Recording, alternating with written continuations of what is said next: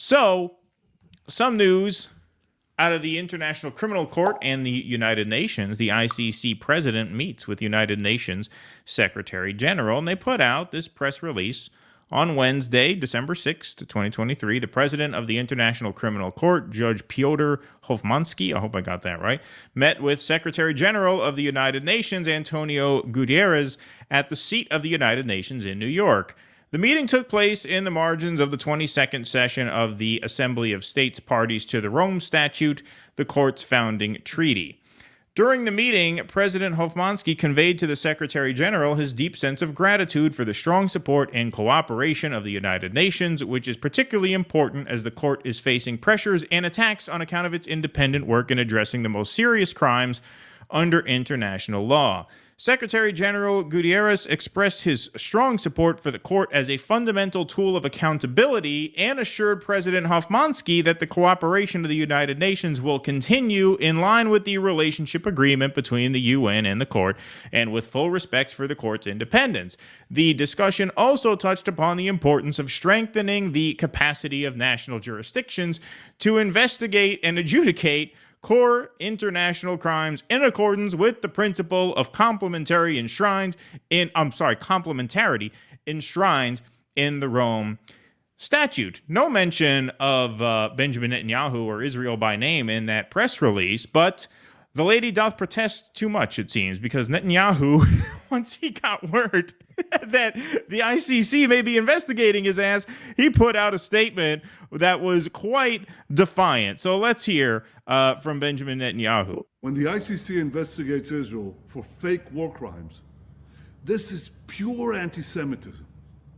The court established to prevent atrocities like the Nazi Holocaust against the Jewish people is now targeting the one state of the Jewish people. Wow, that's really ironic. Wow. The only thing more ironic than that would be the descendants of Holocaust victims perpetrating a Holocaust right now, which is what you're doing. That's the actual irony of what's going on. He's like, can you believe that? What the fuck does he say? I mean, it's just unbelievable, the balls on this guy. Pure anti-Semitism. What did he say?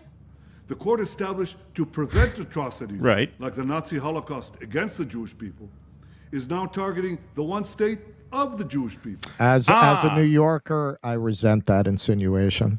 I believe that this is the one state of the Jewish people. Yeah. Well, it's funny. City. They created the United Nations to prevent another Holocaust, that's true, but not just prevent another Holocaust of the Jewish people, but to prevent another Holocaust and another world war, right? Like he's saying, isn't it ironic that the Jewish state is now being investigated by the very agencies that were set up to protect Jewish people? Well, in that particular context, yes, the Jewish people suffered horribly in the 30s and 40s in Nazi Germany, and they wanted to make sure that didn't happen again. But those protections were supposed to extend to everybody. Everyone. Everybody. Yeah. That's not the point. Just Jews. Yeah, that's the point. You didn't get a permanent get out of genocide free card because of the Holocaust. Exactly. First, it outrageously claims that when Jews live in our homeland, this is a war crime. Second, that's what it claims. It claims that living in your homeland is a war crime. No, I think what they are getting at is that committing war crimes is a war crime.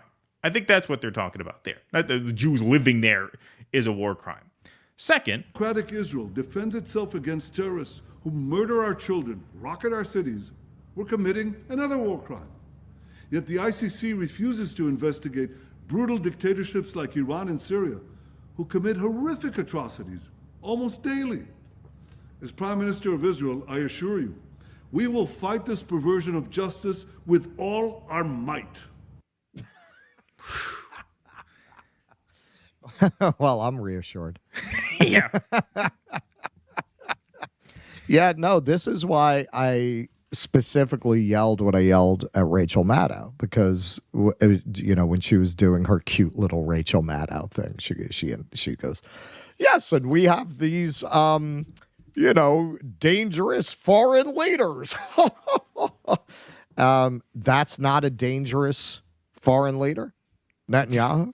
Putin is the one we're supposed to worry about. We will defend ourselves with all our might. I mean, he was doing an impression of a strongman dictator there. Exactly. That was like a bad community theater version of a dictator, yeah.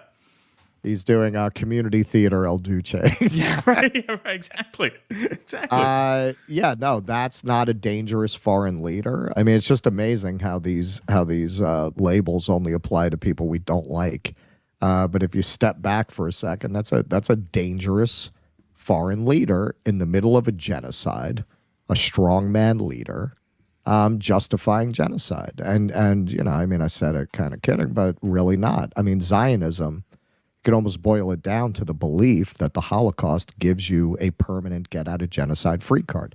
That's it. You can do anything you want to anyone else as long as you invoke what was done to you previously as a justification. And if anyone questions it, they're like the Nazis, right? They're like the Nazis who perpetrated this horrible crime against you, so much so that you can behave like Nazis. Now you can behave like Nazis. So you're justified. You're indemnified against criticism. Yeah, and this is why it's so important, and this is why we highlight it when an organization like Jewish Voice for Peace, they shut down Grand Central Station and they hold up banners, never again for anyone. Never again for anyone. Not just never again for us and we can do this again to anyone.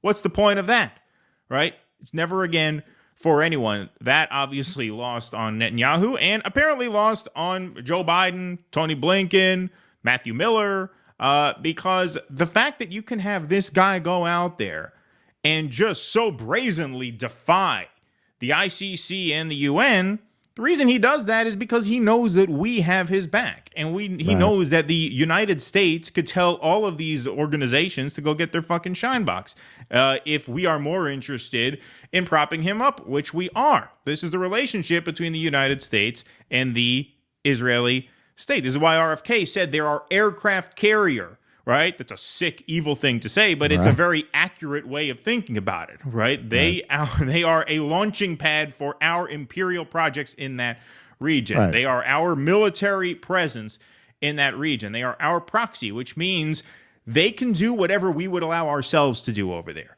And we would allow ourselves to do anything. We're not going to let the fucking ICC dick us around. We're not members of the ICC because we commit a lot of war crimes. That's why we can't join the ICC.